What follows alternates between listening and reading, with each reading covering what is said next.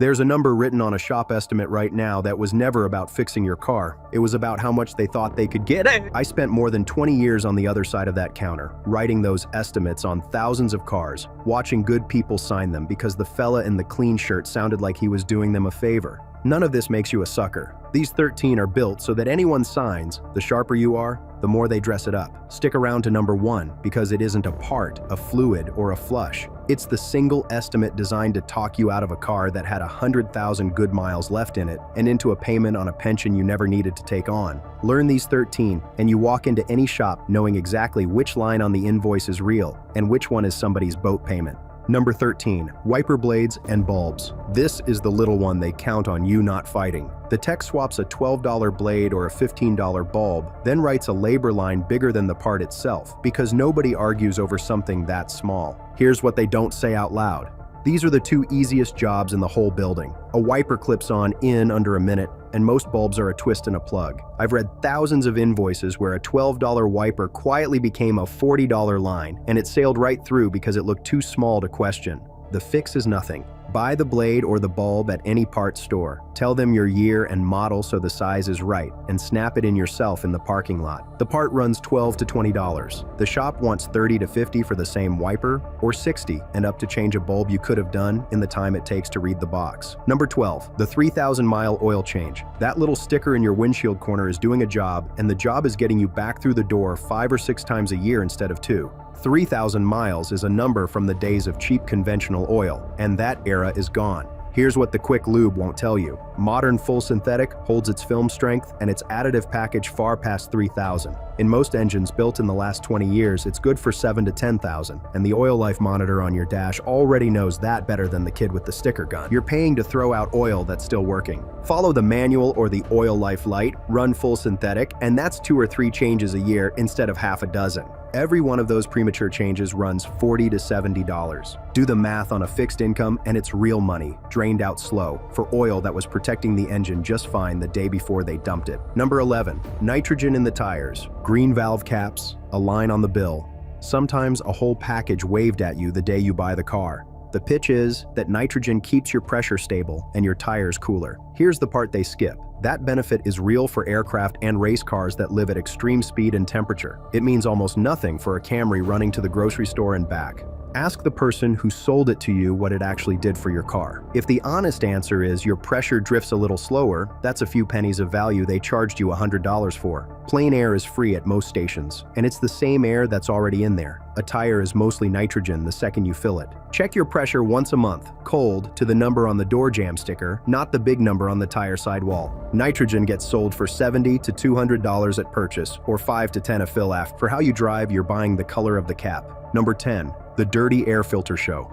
This one has a little theater to it. The tech walks out to the waiting room holding your engine air filter up to the light, dark and sad looking, and quotes you a number on the spot while you can still see it. Here's what the light show hides. A filter that looks filthy can still flow plenty of air. Dark isn't the same as blocked, and the part is a cheap panel that snaps into a box under the hood with 2 clips. I had a mail carrier come through in an older Corolla, quoted $75 for an air filter after that exact walkout. She bought the same filter for $18 and clipped it in herself in the lot before she left. Pop the air box yourself, hold the filter up, and if you can't see daylight through it, replace it, usually every 15 to 30,000 miles, or whatever the manual says. The part is $15 to $25. The show is meant to get you to 50 or 80 before you've had time to think. Number 9. The fuel system flush. They call it a fuel system service, or an injector flush, and it gets waved at you at the oil change like it's just routine upkeep. Sold with no symptom and no reason, it's mostly margin.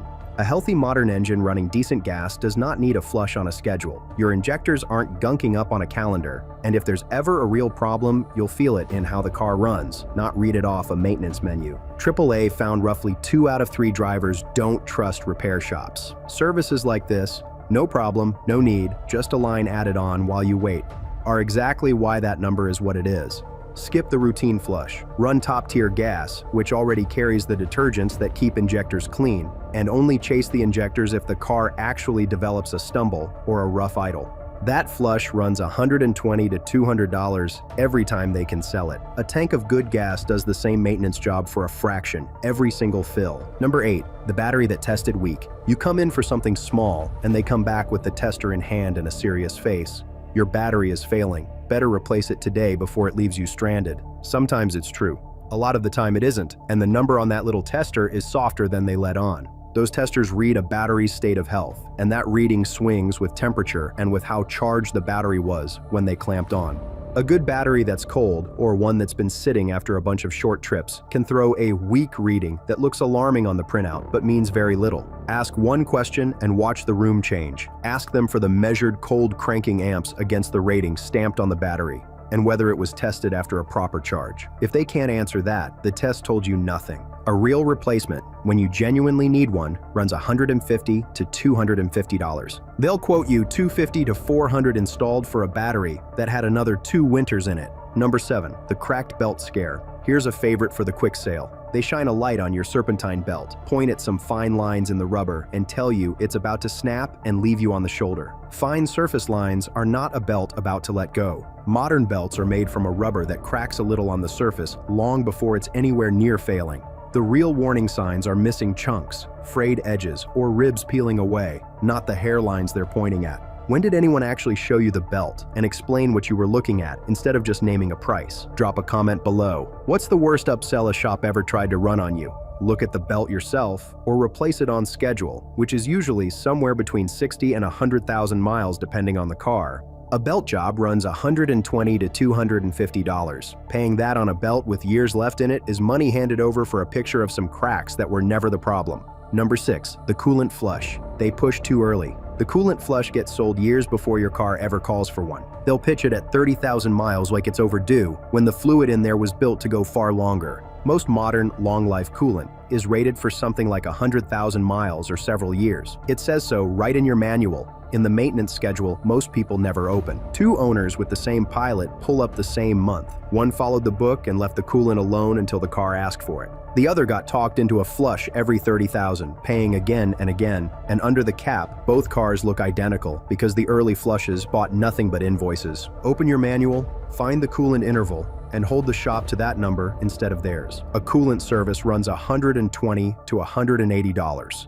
Paid 3 times before it was ever due, that's a few $100s gone protecting a system that was already protected. Quick reminder, if this is saving you money, take a second and hit that subscribe button. It's free, and it helps us keep making videos that show you exactly where the money leaks. Number 5, the brake job that grew. You go in for squeaky brakes and the estimate comes back with pads and rotors on all 4 corners, like the whole system gave up at once.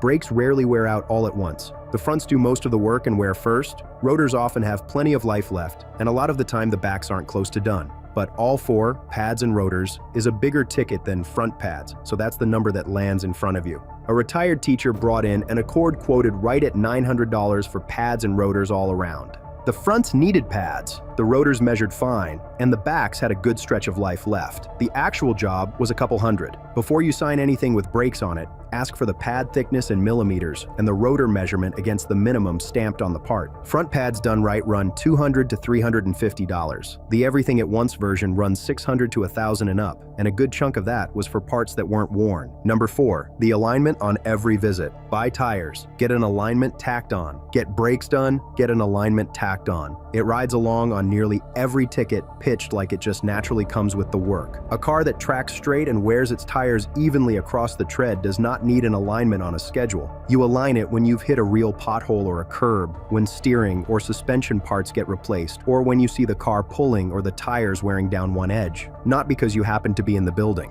When they charged you for that last alignment, did they hand you the before and after printout, showing your angles were actually out of spec? If there was no printout, there's a real chance there was nothing to correct, and you paid to have a machine confirm the car was already straight. Ask for that printout every time and only pay when the numbers show a genuine problem. A real alignment runs $100 to $160. Paid on every visit whether the car needed it or not. That's the same 100 and change walking out the door 2 and 3 times a year for nothing. Number 3. The dealer service bundle. At 30, 60, and 90,000 miles, the dealer hands you a glossy, recommended service package with a big round number on it. The word they lean on is manufacturer recommended, and it does a lot of quiet work. A whole stack of that package is padding.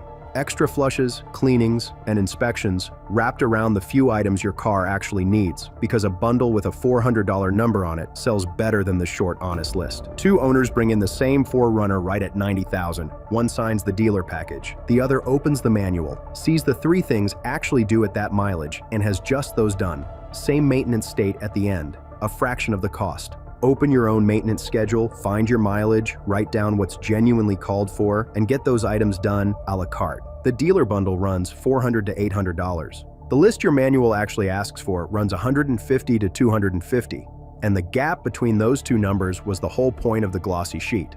But a padded service menu is small money next to the last two. This is where it stops being about a single part and starts being about your whole car, including number 1, the estimate built to talk you out of it entirely. Number 2, the transmission flush sold as a fix. Your transmission starts slipping or shifting hard, you take it in worried, and they sell you a flush as the cure. Here's the mechanical truth they leave out. Once an automatic is slipping, the clutches and bands inside are already worn, and their friction material is spent. Fresh fluid cannot rebuild a worn clutch any more than clean oil can rebuild a scored cylinder. A flush is fluid maintenance, not a repair, and selling it as a fix for a slipping transmission is selling hope in a bottle. On a high-mileage transmission that's never been serviced, a full flush is a gamble the shop understands and pitches to you anyway, without a word about the risk. If the transmission is acting up, pay for a real diagnosis. Fluid condition, stored codes, line pressures, not a flush and a prayer. Routine fluid changes on a healthy transmission are good maintenance, and that's the honest version of this service.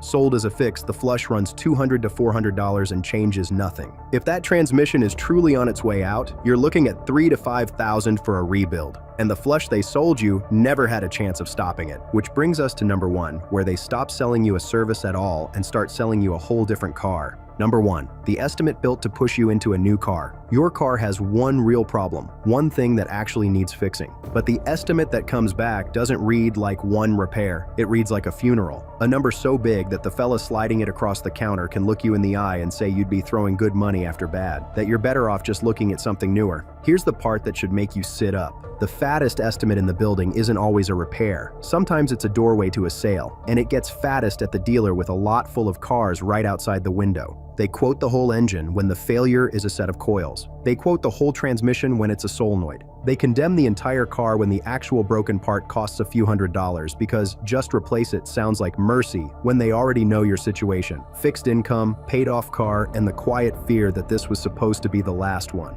A retired machinist brought in an older Silverado running rough, quoted $6,000 to $9,000 and told the engine was finished. He didn't sign. He took it down the road, and the real problem was worn coils and plugs.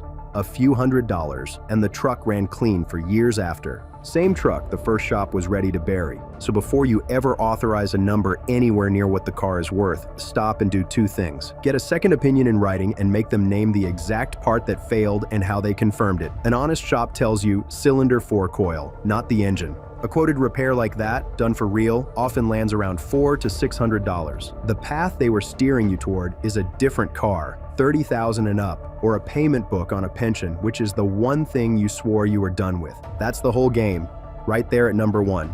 The car was never junk. The estimate was. If you want to keep the car you already own running like it's got another 100,000 miles in it, watch the one on the screen right now. The fixes that actually make a tired engine run new again. Hey, I'll see you there.